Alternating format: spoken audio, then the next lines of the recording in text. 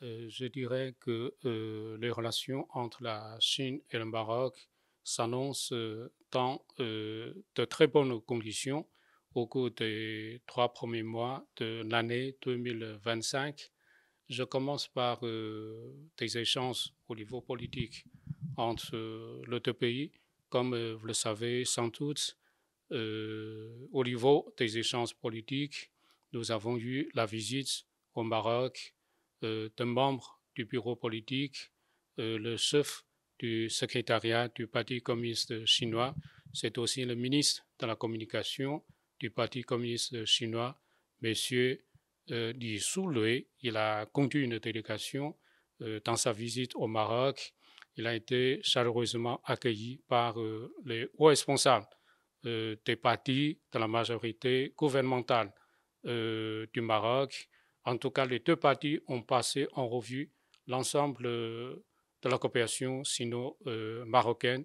Donc, du côté chinois, on voudrait bien que des dirigeants du Maroc puissent faire davantage de visites en Chine.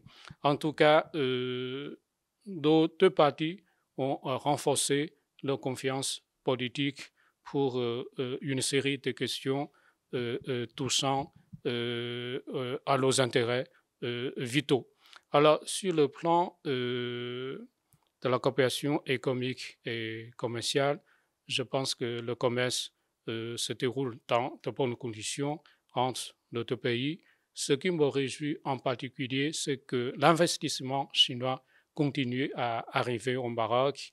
Il y a deux sociétés chinoises qui ont signé des conventions d'investissement avec le Maroc, toujours dans le secteur de l'industrie automobile. Et j'aimerais aussi profiter de l'occasion pour vous faire savoir que le projet Tangetech, projet piloté par les deux chefs d'État, se déroule dans de bonnes conditions et le projet est entré dans sa phase opérationnelle avec le temps. À ma connaissance, jusqu'à présent, dans cette zone Tangetech, il y a une trentaine d'entreprises qui ont déjà signé des conventions d'investissement avec le Maroc. Ces entreprises-là sont en train de construire leurs unités industrielles. Et aussi, il y a sur le plan touristique, au mois de janvier de l'année en cours, la compagnie d'aviation de Shanghai a inauguré un vol entre Shanghai et Casablanca via Marseille. On a trois vols donc entre Shanghai et Casablanca via Marseille dans les deux sens. C'était le 19 janvier. Personnellement, je me suis présenté à la cérémonie d'inauguration du premier vol. Et aussi, au lendemain, le 20 janvier, la compagnie d'aviation du Maroc, RAM, a relancé le vol direct entre Casablanca et Pékin, et aussi à raison de 3 vols par semaine dans les deux sens. Alors, je pense que l'établissement de ces liaisons aériennes entre les deux pays pourront faire venir davantage des Chinois, des touristes chinois au Maroc. Il y a un mois, le président du conseil d'administration de la compagnie d'aviation Estène est venu en visite au Maroc. Il a été reçu par Madame la ministre du Tourisme. Il a été reçu par le directeur de l'Office général national du tourisme du Maroc. Bien sûr, il a été reçu par la compagnie RAM du Maroc. Les deux parties chinoises et marocaines ont signé un mémorandum d'entente dans lequel on a examiné les possibilités de la multiplication des vols entre des villes chinoises et des villes marocaines. Et le Maroc s'est fixé comme objectif d'accueillir tous les ans 5 millions, non, je m'en excuse, d'accueillir 500 000 des touristes chinois dans le pays. Et selon Monsieur le directeur général de l'Office national du tourisme du Maroc, il a une ambition beaucoup plus importante.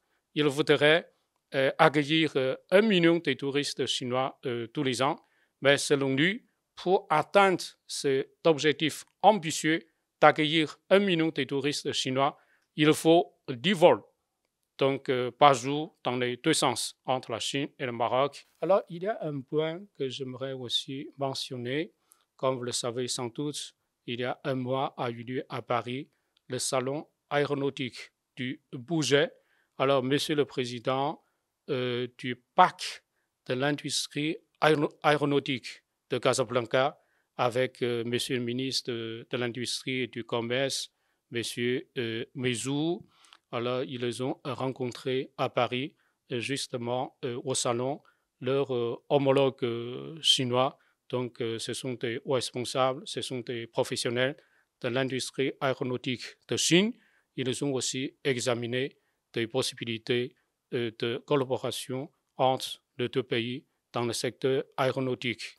Et juste une semaine après la rencontre, la partie chinoise a envoyé plus précisément la société Comac de Shanghai a envoyé des responsables du bureau à Paris pour venir au Maroc. Alors, il y a quelques jours a eu lieu un grand événement, plutôt une cérémonie pour marquer le 50e anniversaire de l'envoi des médecins chinois au Maroc par la ville de Shanghai.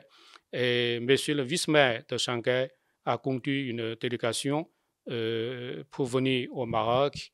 Et nous avons organisé la cérémonie en présence de monsieur le ministre de la Santé et de la Protection sociale. Et la partie chinoise a offert 3 ambulances aux trois hôpitaux marocains, et aussi des spécialistes de Chine ont effectué des opérations chirurgicales de cataracte en faveur de plus de 300 patients dans la ville de Chefchaouen. Alors jusqu'à présent, nous avons plus de 70 médecins qui travaillent à partir de 1975 dans des régions éloignées et reculées du Maroc. Revenons à votre question sur le Sahara. Ça fait 4 ans que je travaille au Maroc. Je connais bien votre sensibilité par rapport à ce dossier. Alors, pour l'ambassade de Chine, nous suivons de près l'évolution de ce dossier.